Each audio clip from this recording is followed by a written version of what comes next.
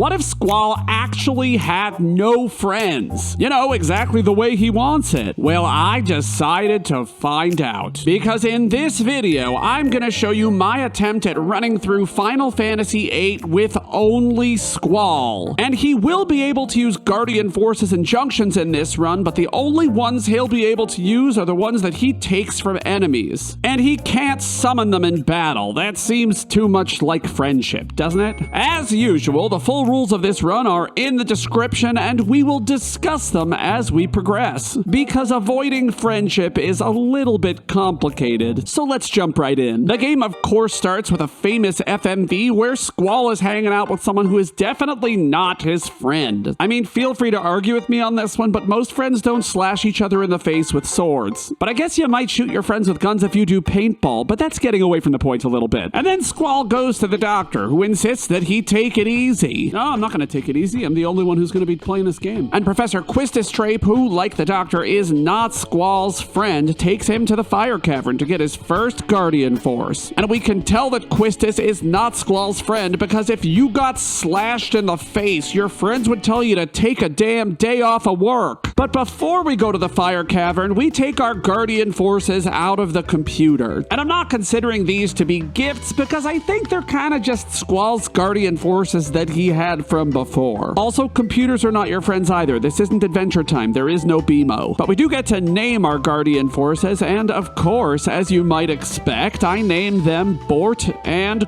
Gort. And these are traditional Jewish names, of course. You wouldn't believe the number of times I had to ask Bort, please pass the gefilte fish. I am a Jew, and I am offended on behalf of that terrible joke. Unfortunately, here's where I make my first mistake of the run. I meet up with Selphie in the hallway, and I agree to give her a tour of the garden. Ugh, I hate friendship. And once I'm done taking care of that, I head to the fire cavern. Or I would, except Quistis decides to woe-mansplain to me how junctioning works. This remaster really needed skippable tutorials, particularly since she explains again once we get to the fire cavern. But in any case, we head in, I make sure Quistis gets killed off by some enemies, and I draw a ton of blizzards from Buells. Because as you might expect, Ifrit... I'm gonna sneeze.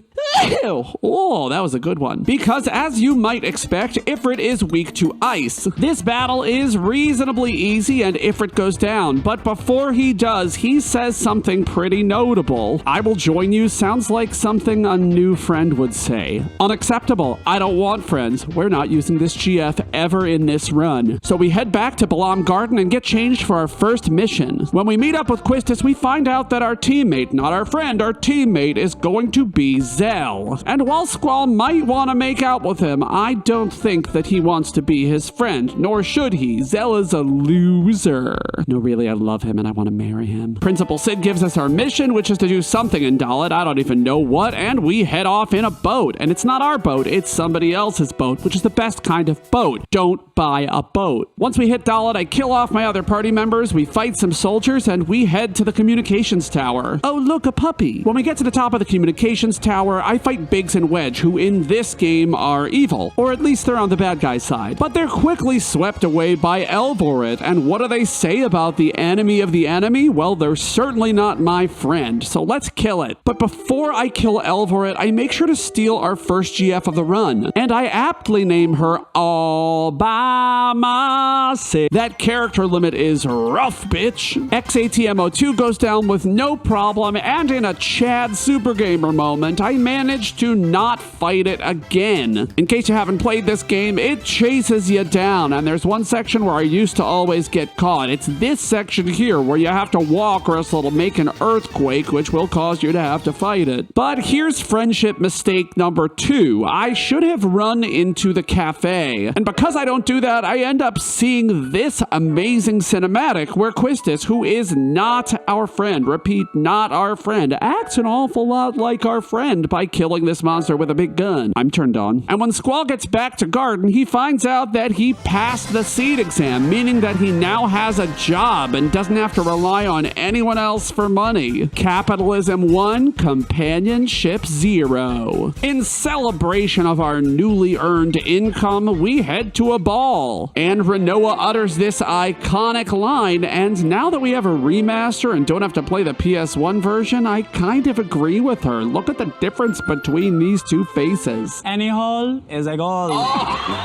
But following that, Squall gets voted off of Dancing with the Stars because of asynchrony and heads to the secret area with Quistis. Again, another order from your boss, and your boss is never your friend. Especially when your boss mansplains junctioning for the 4th time in this remaster. And the next fight is the Ronaldo-Raldo fight, which goes pretty easily, and would have gone pretty easily for Alone had she just done what she always does to us. Send them back into the past, into someone's brain that you knew. I do, however, get to flex some of the new doubles that I drew from Elvoret. Magic is going to be a big source of damage in this run because Bort cannot junction to the strength stat. I know that I originally said that I could use both Bort and Gort, but I decided that would be a little bit too easy. Junctioning to all of the cardinal stats just really trivializes the game. Or does it? I also make sure to draw a ton of shells from this boss, and that's because in a single character run, preventing damage is often far more important than being able to cure it. Remember, if Squall dies, I gotta go back to the last save point, and I have a habit of not saving in these types of runs. And by the way, I have an entire playlist full of RPG challenge runs that you should check out. I will link it in the description-do. But we leave the training center, and Quistis reveals to us that she's getting fired, which seems appropriate. Why is she taking her 17-year-old students to fight monsters in the middle of the night? We then receive our next mission from Sid, and Zell gets his hoverboard confiscated. I really want one of those. They seem super fun, although I'd probably die riding it because I'm really clumsy. So we get on a train to Timber, the city of hard wood. But we fall unconscious and are transported inside of the bodies of Laguna, Kyros, and Ward. Now, I totally forgot about accounting for these parts in my run, but I figure since Laguna is a half Squall, you know, because he's literally his dad, sorry, spoilers, Laguna should be the person kept alive and should be the only one allowed to receive junctions. Also, Squall is inside of Laguna's head, so it makes sense. But in any case, no big boss monsters here, so we go to the bar, we meet Julia, Laguna's leg cramps up, and he fails to get laid for probably the millionth time. But after that, everybody wakes up in a big cuddle puddle. In any case, we arrive at Timber, and Squall definitely has his shit together, because once we get on a train with our employer, he denies this cute little twink a handshake. Squall basically is that toxic gay on Grindr. And speaking of toxic people, we now meet his boss, and I appropriately name her Go Away. And then we meet the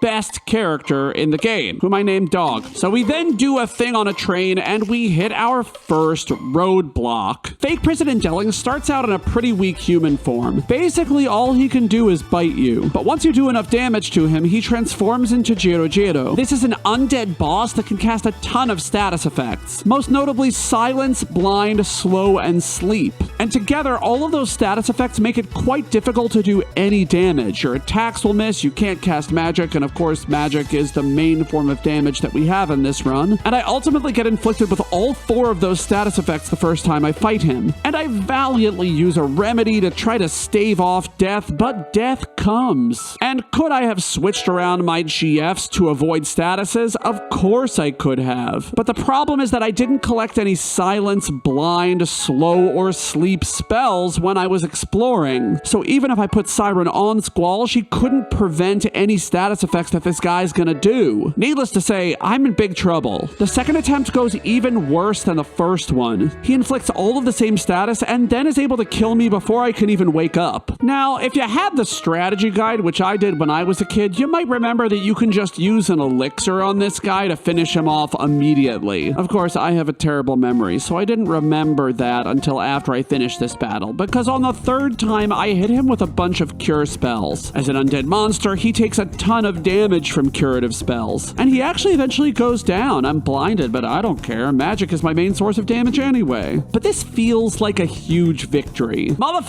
yeah! And then we head to the Timber TV station, but not before we have to get a drunk to move out of our way. So I give him the card we recovered, and he actually gives us 2 cards, which doesn't feel like it's in the spirit of the run run, but hey, I won't use them, don't worry. Then Cypher attacks the president and we make our escape on another train. Then there's another Laguna section where nothing of note happens and we head to Galbadia Garden. And if there is one group of people that are definitely not our friends, it is the folks at Galbadia Garden, because they order us to assassinate a sorceress. I don't know, seems kind of difficult for a bunch of 17-year-olds, right? And further proof that these people are not our friends, they didn't even tell General Caraway that we were coming. He makes us take a detour to go look for a frickin' sword before he'll even talk to us. So I get the sword number and I head back. We have the shortest and most public assassination planning session ever, and then the president is the one who ends up getting assassinated instead of the sorceress. And we gotta save Renoa from suffering the same fate. But take a look at what happens in the Iguion fight. Do they ever reflect? What just... No! Do they have They have carbuncle. So one of the more creative parts of this game was the Guardian Force system, but not the Guardian Force system in how it affects your party members, rather how it affects your opponents. Essentially, every opponent that has a Guardian Force that you can draw gets some inherent benefit from it. The Elverett was able to cast wind magic when he had Siren, and this particular boss gets auto-reflect because it has the carbuncle GF. So basically, I have to draw the carbuncle GF from this boss, or else I can't use magic against them. But yeah, that's death number 3. I really thought I was better than this. So I head back to my prior save, and this time I draw carbuncle before I start using magic. And I also draw some very meaty Asuna spells from these guys. Very important because Squall has to cure all of his own status effects, and remedies are very expensive. Nobody can afford to buy items in this economy. And once the first one goes down, I know I have it in the bag, and the second one goes down soon after. And then we go through the sewers with Quistis and gang. And I made a snap decision here just to make life a little bit more reasonable. Clearly Squall can't be in the other party, but if he could be, I would have put him there. But since all of the characters in this game are statistically very similar, I make the decision that one of the characters on a team that doesn't include Squall can junction. Specifically, I just switch over all of Squall's junctioning to Quistis. And she's not allowed to use her limit break, because that is what actually differentiates her from Squall, and so using that would make it so that I'm basically using someone who isn't Squall. In any case, Quistis makes it through the sewer portion very easily. And now we have to fight Cypher and Edea. Cypher is no problem. He doesn't have very many strong attacks. Now, you're actually allowed to lose the Edea battle in a normal game. If you lose it, it just sends you on to the next scene and assumes, hey, she got me, gal. But I don't know, it felt like a point of pride that I should win against her. And this battle actually isn't that bad. Her spells are weak enough that I can just heal through them. But don't you worry, the second fight with Edea is far harder, and I can't wait to see how that turns out. But in any case, after that, we have another Laguna section where we meet Rain and Baby alone. Not really a big deal. Again, we're only using Laguna, so I just kill him, and we actually only get in one fight the entire time. When we wake up, we're in the Galbadia underground prison, and I transfer all of Squall's junctions to Zell. Zell's gonna have to get all of the weapons back for our characters. And of course, I end up going the wrong way. You're supposed to go up in this section, and I go down 6 floors, so I have to backtrack all the way back, but eventually I get the weapons back, and we head to where Squall is being held captive. The Moombas want to be our friends, but I tell them no, just open doors for me, I don't want to talk to you. And we head to the top of the jail and do the fight with the Galbadian soldier and the 2 robots. It's actually a little bit difficult because the Galbadian soldier casts aura on the robots, as well as a bunch of other supportive magic.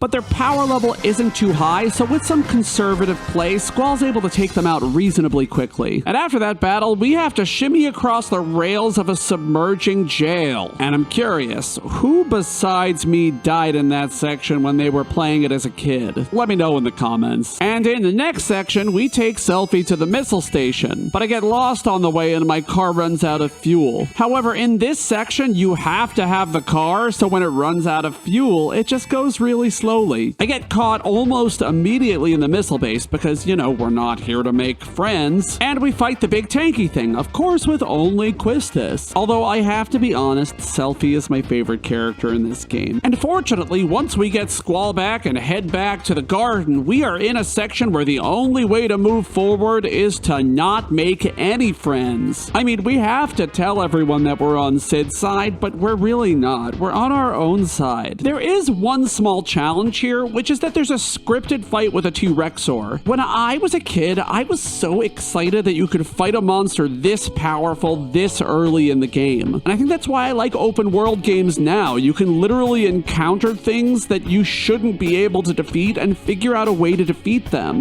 The Xenoblade series does this really well as well. But back to this game. Basically, I put the T-Rexor to sleep because I did draw some sleeps earlier from Gratz, and I hit it with blizzards until it goes down. In any case, once we're done killing all the minor monsters, we head downstairs to fight the oil boils. And Squall actually gives himself a nice hint in this section, namely that things are weak to fire down here, so you can junction fire to elemental attack to get a bonus. Unfortunately, I don't have any GFs I can use that have elemental attack, so I guess we'll just stick with board. These guys actually do pretty solid damage, and I do have some haste spells that I use. Not sure where I got them, but I use them. And eventually they go down after I cast a bunch of fire on them. But wouldn't that cause an explosion? They're like filled with oil. This game makes no sense. But in any case, we start up the garden and we head to Fisherman's Horizon, which has one of the best soundtracks in the entire game. But before we can disembark, we have to fight our Lord and Savior Norg. And this battle actually presents a little bit of a problem. The two orbs on the left and right, if they're allowed to turn red, they'll cast powerful magic. But usually you have three characters, so two of them can fight the orbs while the third goes after Norg's shell. Fortunately though, I have haste to speed up Squall. And with a lot of patience, I'm eventually able to get the shell open and kill Norg. The battle takes almost a half hour because I just want to make sure I don't wipe to those stupid ball things and have to start over. And speaking of things that take a long time, these videos take a ton of work to produce. So if you like the content that you see here, I would really appreciate it if you would hit the like button and subscribe to this channel for more content like this. Now back to the run. Before I finish off Norg, I do make sure to draw Leviathan from him. Without any kind of grinding, Leviathan has the Spirit Junction ability, which I guess could come in handy if I'm in a big bind and need to defend against some magical attacks. After about a bajillion years, he goes down. If someone is paying you, they are your boss and not your friend. And speaking of terrible bosses, we then learn that our boss Sid is married to Sorceress Edea, the lady that literally threw a spike of ice through our heart. I feel like that's a conflict of interest. Can we expel him? And now we finally get to explore Fisherman's Horizon. And when the Galbadian soldiers attack, Mayor Doby insists that they should just be friends with them. But guess what?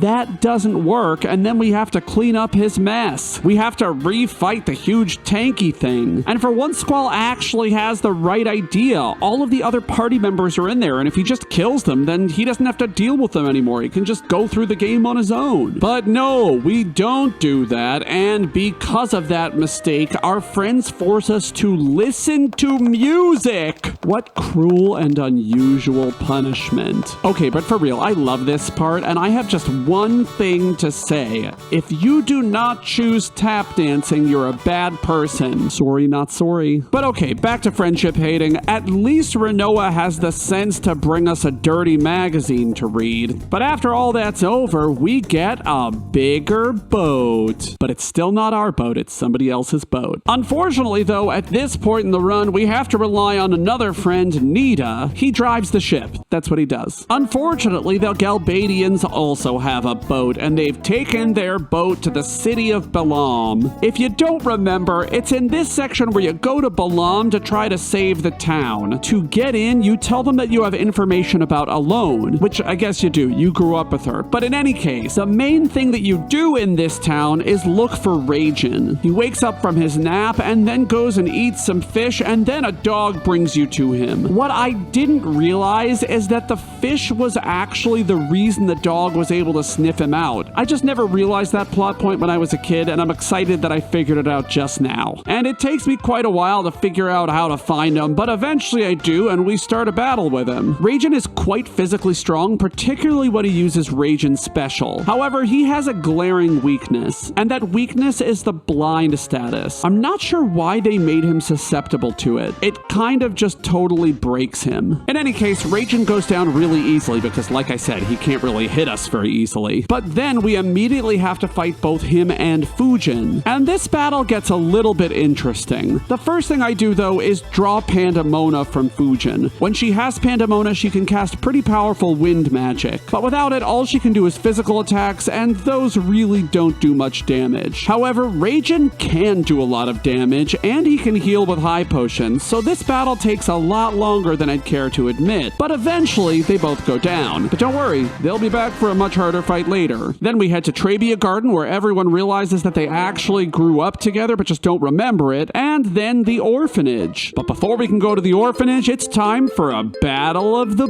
boats. It's like BattleBots, but with boats. Anyone remember that show? It was stupid and I loved it. And after the boats bump into each other, Go Away hangs onto a ledge for like a full hour. But hey, we have other people we need to save. You're just not that important. And after we save a child, we get attacked by a Galbadian Gundam. No good deed goes unpunished, right? Oh, Jesus. Gross. And if you've ever played this section, it's basically a rock, paper, scissors battle, but like really fast, and you're not always matching one to the other. It's like literally if you mash the buttons fast and correctly, you win. Which of course means that I lose this aerial battle twice. By the way, the reason that I lost the first two times is that I accidentally turned on the speed up function, and god damn it, had I realized that speed up function was on the remaster, I would have gone through this gameplay so much more quickly. Or maybe I would have died more. I'm really not sure. No, I'm pretty sure I would have died more. But on my third try, I eventually get the better of him. We save Go Away in the hopes that she'll go away, and she doesn't, unfortunately. And this is the part of the game where Go Away asks us to name the lion on Squall's ring. And so of course we name it Subscribe. What could that name possibly mean? And we head into Galbadia Garden to seize our fate. Unfortunately, here we do have to make a couple of friends because they give us the keys that allow us to progress in the game. But don't worry, I was just using them for their security clearance. I don't actually like them. We don't have friends. Now, if you've played this game before, you might remember that one of the strongest Guardian forces, Cerberus, is right in the middle of Galbadia Gardens Plaza. And if I kill him, I can't even use him as a Guardian force, but I kind of gotta try. I mean, why not? And it actually goes better than I expected. I get shell on myself, and then... No. Yeah, he has the berserk status, which I can't cure while I'm berserked. So basically, I get totally bodied by all of his triple magic. And after dying to him 2 more times, I decide it's not worth my time to do this optional battle. We're gonna leave it alone, maybe do it in another video. Actually, that's a lie. I try to grind a little bit, and then I die to one of the normal enemies, and then I try again and die again. I'm just not doing this battle. I'm not doing it. Don't ask me. Okay, actually, I tried it again, and I died again. But we have bigger fish to fry, because we have to fight Cypher and Edea. The battle with Cypher is once again not a big problem. So I head right into the battle with Edea with no preparation, which means I'm sure it goes very well. And this is why my friends don't trust me. Edea has the death spell, and the only way to avoid it is by junctioning death to status defense. Well, actually, there's another way. The other way is to inflict yourself with the zombie status. However, inflicting yourself with the zombie status means that you can't heal, and that is a serious problem in this battle because Edea can do quite a bit of damage. It's fine if you have a full party full of people who can revive you, but I don't have that. But I try it anyway. I occasionally have to undo the zombie status with a holy water so that I can heal, but it seems like every time I do that, Edea gets smart and casts death. And unfortunately, the RNG is just too strong for me. So I guess it's time to try to junction death to my status defense. And I do have one GF who has the status defense junction ability. But what I don't have is the death spell. And I admit I sort of fudged the rules here, because I know that I can get the death spell if I go fight a Tonberry in the Centra Ruins. So the change that I make is that I can use the card system to get spells, however I can't use it to get anything that I wouldn't have been able to get otherwise. This serves 2 purposes. Number 1, it means I actually have a way forward in this run, and number 2, it means that I get to play Triple Triad. But before before I play Triple Triad, I need to have 5 cards, and since I didn't accept any gifts from anyone in this run, I'm gonna have to get them myself. So that means I have to have a little bit of a grind session, because Bort has not learned card. In fact, I intended not to have him learn card for the entire run. But I guess the time is now. And there are some enemies here that can be carded to create good cards. Specifically Sam 08G. He's not perfect, but he does have a 6 and a 5 on the top and left, which can really help me to get ahead. But still, the card players here are vicious, and they have multiple boss cards, so I lose a few times before I eventually get on my roll. And eventually, I end up with 4 Tonberry King cards, which is enough to make 4 Chef's Knives, which is enough to stock 100 deaths. I do head back to Edea, and on my first try, I get silenced and slowed and can't heal myself. Unfortunately, when I equip the card status, I switched out the item command, which means I can't heal silence and therefore can't heal myself. The second time, I just forget to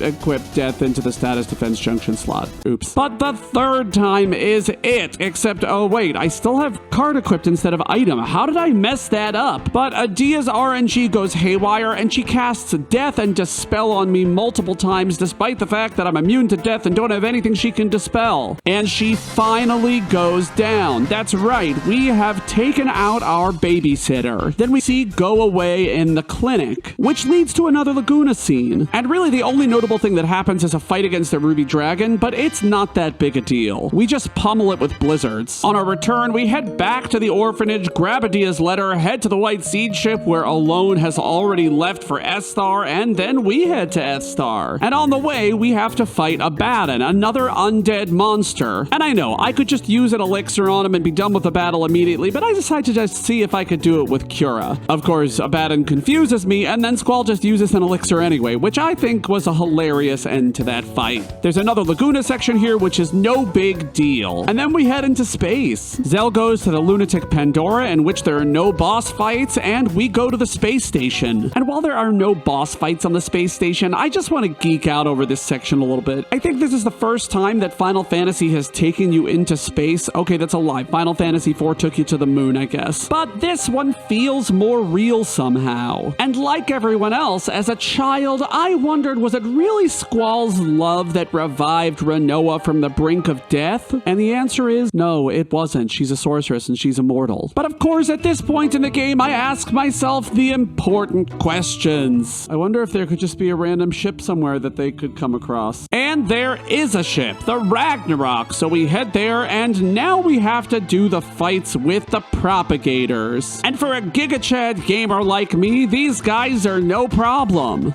So my goal is to take these guys down quickly, and the strategy is going to be double magic as usual, but I die again first. So on try number 3, I actually go for a bunch of holies instead. Double holy times 2 is a 2-move kill, so that's pretty nice. And in case you're wondering, I drew those holies on the White Seed ship. Big pog for me. Then after Renoa is revealed to be the sorceress and Squall breaks her out of prison, it's time to go to the Lunatic Pandora, the remix. And this is where we fight Fujin and Raijin again. Fujin can now cast Pain, inflicting poison, dark, and silence on me and making it impossible for me to heal myself except with items. And Raijin can cast Aura on himself. He's still susceptible to blind, but if he casts Aura, he can basically cast his limit break over and over, completely bypassing his blindness. And Fujin can immediately decrease my HP to 1, which she does in this battle, and then Raijin takes me down. I'm not sure how I'm going to get through this. I guess the first step would be to buy more remedies, since I have literally 0 of them. So I buy them from the S-Star shops, and while I'm there, I run into a behemoth who happens to have Tornado and Regen, 2 very useful spells. So I make sure to draw those up to 100. Thank God for the 3x speed mod on this remaster. I also draw some Reflects from Iron Giant, not sure if I'll need them, but we'll see. So we head back to Fujin and Raijin, and they get me with the same trick, dropping my HP to 1 and then having Raijin finish me off. But the third time, that's the ticket. Wait, no it's not. I just get careless and Raijin even hits me with 2 specials in a row. But finally, on my 4th try, the stars align, I don't make any huge mistakes, and Fujin and Raijin go down.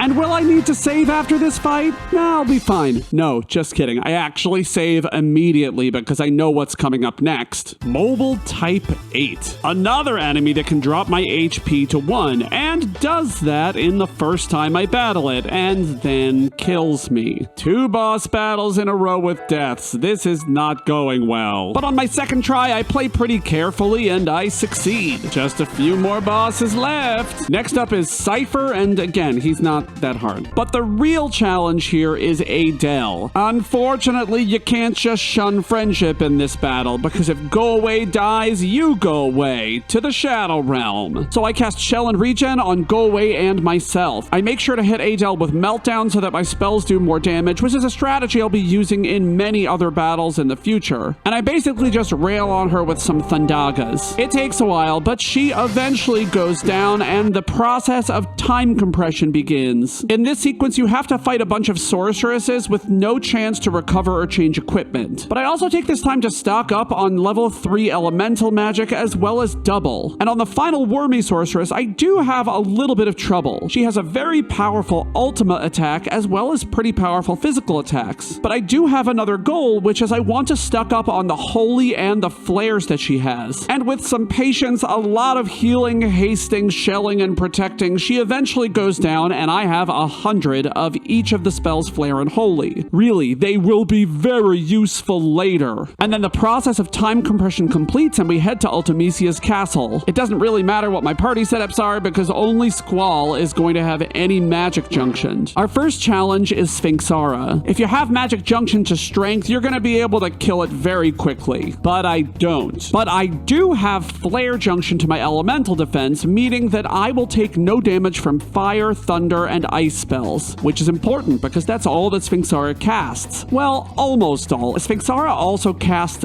death, so I zombie myself to make this fight easier. It also summons sidekicks, and if you kill the sidekick, it summons a more powerful sidekick, so it's best to just leave the first sidekick alone and attack Sphinxara only. But of course I don't do that, and so the first time I go through this battle, I don't die, but I end up running away. Fortunately, you can run away from all of the bosses in Ultimecia's castle. And on my 2nd try, I learned my lesson. It takes a long time, but Sphinxara does eventually go down. And the first ability that I unlock is the magic command. I then head on to the red giant, whose main weakness is Meltdown. If you cast Meltdown on him, all of your spells will do a ton of damage. But otherwise, they'll do essentially diddly squat. Tripoint is next, and it casts Thunder Magic, which heals me, and Onrush, which does a bunch of damage, but Regen deals with that pretty well. And then the easiest boss battle of all time, Tiamat, who only casts Dark Flare, which is fire-based, so I absorb it. That's easy. And now we have the magic, item, and save commands all unlocked, which means I could actually go after the final boss right now if I wanted to. But I do the trauma fight anyway, because I really like the puzzle that goes with it. The whole painting thing with the clock and the V's and the I's and the X's, I think that's cool. And it's not a hard battle, so I unlock command abilities. I also try to fight Gargantua, and I fail. So we're just gonna leave that one alone. Except I don't. I try it again and I die again. And it's at this point that I'm just like, let's go fight Ultimecia and see what happens. What could go wrong? Well, a lot can go wrong. For example, I could get killed by her powerful magic twice. And on my 3rd try of this battle, I reach the subscribe lion. And he has a few mechanics that make the fight with him quite difficult. The first is that he can just blow away any of your magic stocks, even if they're boosting a stat. And speaking of blowing things away, if you've made it this far in the video, I would really appreciate it if you would gently blow on the like button. Or click it, your choice. Number 2 is that he can draw your magic and cast it on you, and I'll talk about that in just a little bit. And the 3rd mechanic is Shockwave Pulsar, his strongest attack that can basically kill the entire party even in a normal game. Granted, it does damage based on the spirit stat, and you can use Shell to deflect some of that damage. But Bort can't junction to spirit. So in my first run through, Shockwave Pulsar takes us down. And that's when I decide to go to sleep, because as you can see, I'm pretty disheveled. But the next day, I'm back with my Lucky Zaddy shirt and a winning attitude.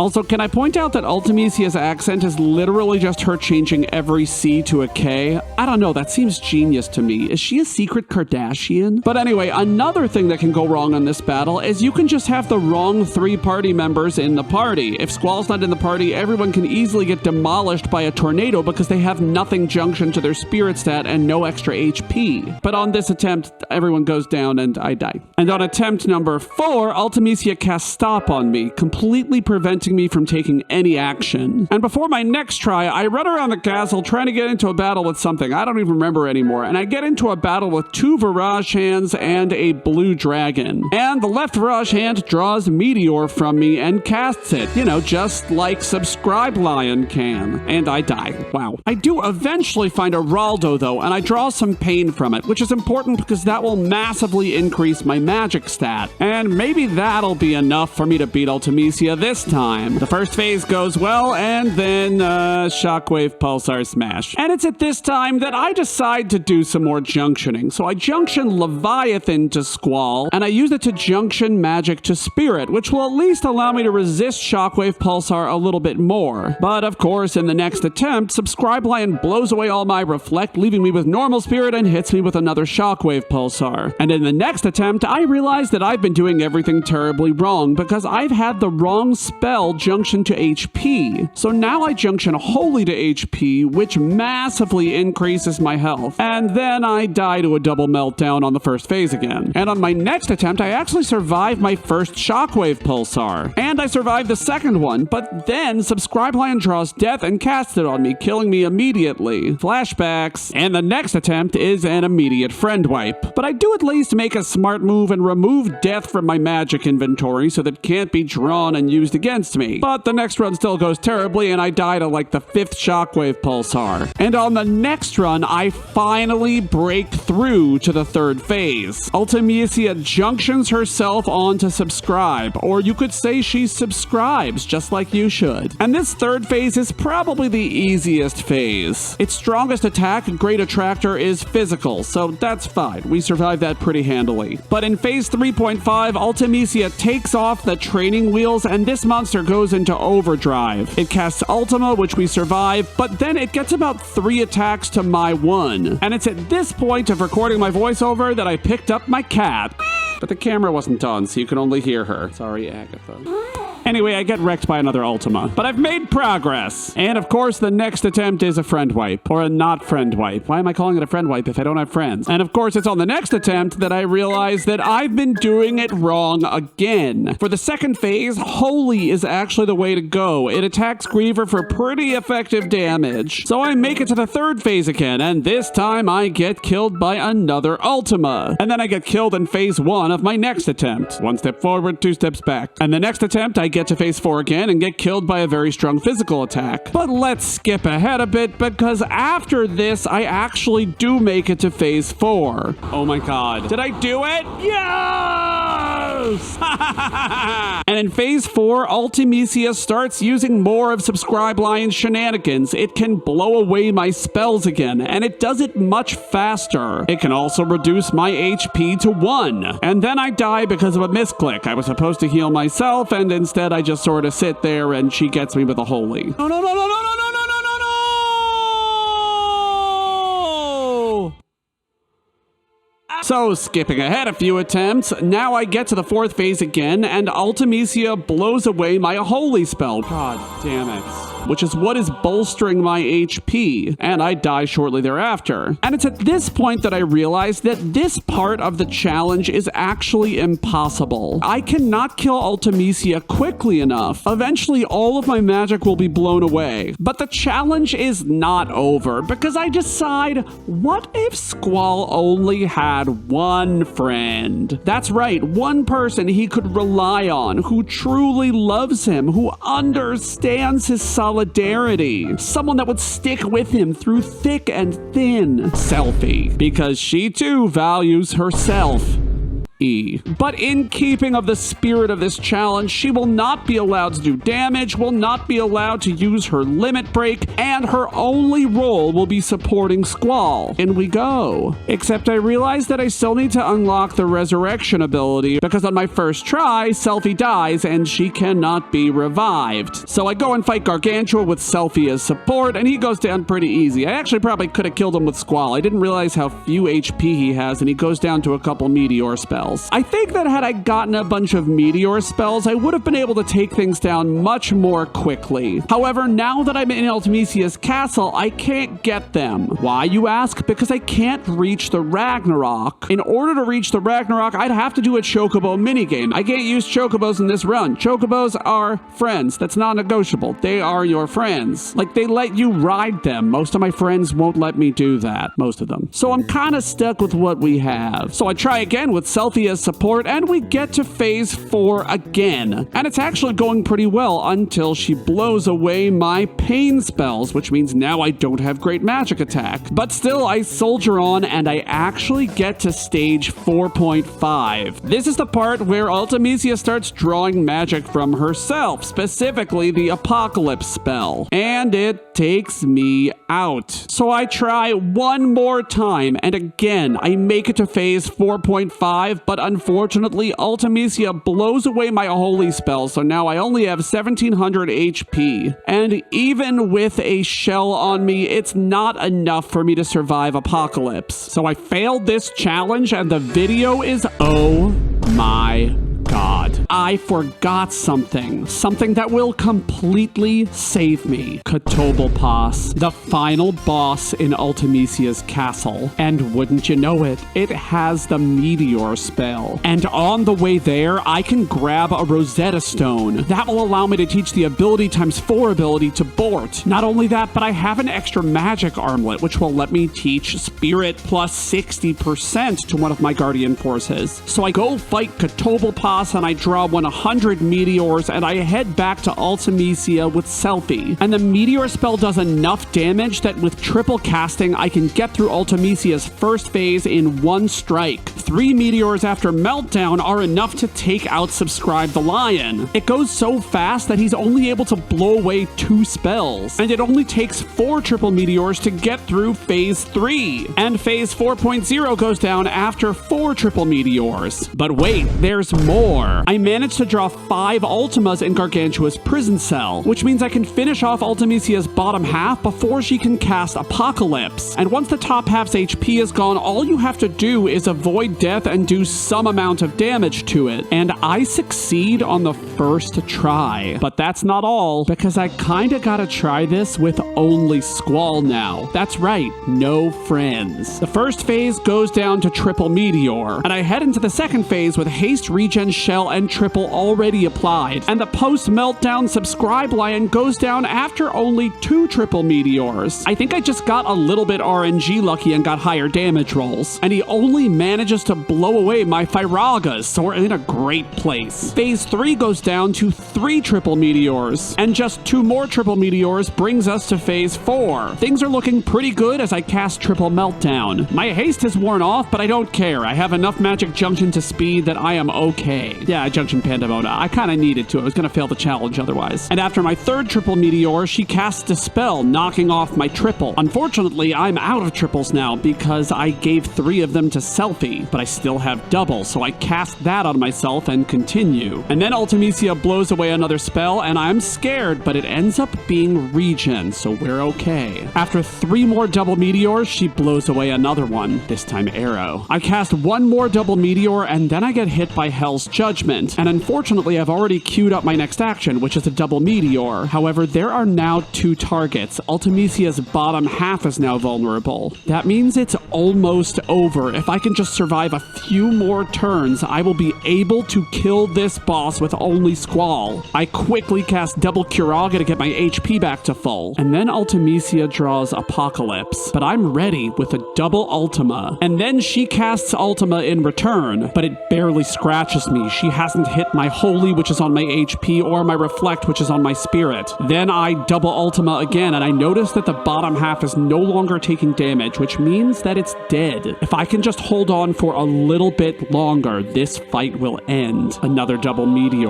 And then Ultimecia begins to speak, which means that she's out of HP and it's all about survival. It doesn't matter how much damage I do now, as long as I do damage 5 times and stay alive. Hell's Judgment brings me to 1 HP, but I'm able to heal. And then I'm able to do my first hit of damage to her. Her next attack is Ultima, which doesn't do much to me, and I'm able to hit her again. And then a third time. Then another Ultima from Ultimecia, and a 4th hit. And then she blows away another spell, Blizzaga, but it's too late. I get my 5th hit in, and Ultimecia is destroyed. That's right, we've completed this game with only Squall. Let me know in the comments what challenge you'd like to see next. Thanks for watching. See you in the Discord. Bye-bye.